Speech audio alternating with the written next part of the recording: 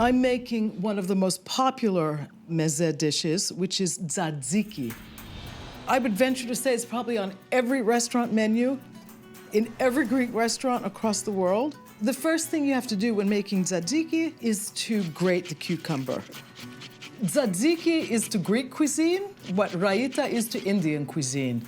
A yogurt-based dip that's meant to be very soothing, very refreshing. Goes really well with all sorts of pungent and spicy foods, and it's equally good on its own. I'm just emptying my cucumbers into a cheesecloth that is lining a colander. I let this sit for about a half hour to drain, and then I'm gonna wring it out. Cucumber has a lot of water, so you don't want all that water in the yogurt. You want the yogurt to stay thick. I like to add my own little twist to the tzatziki. I chop up a couple of cornichons. They add a little bit of crunch.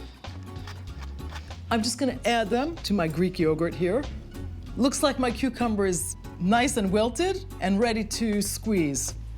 You can see all the liquid that's come out of there. There's a lot of water in cucumbers.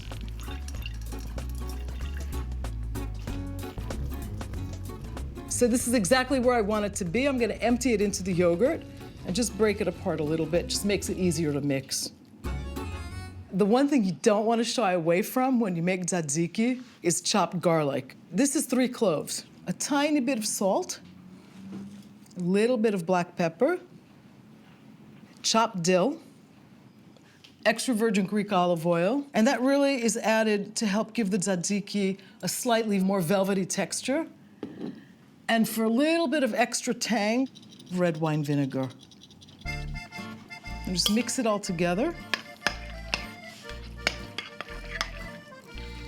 This is gonna go beautifully with the meze spread I'm gonna put together in a little while. Just a little bit of dill. The tzatziki couldn't be easier.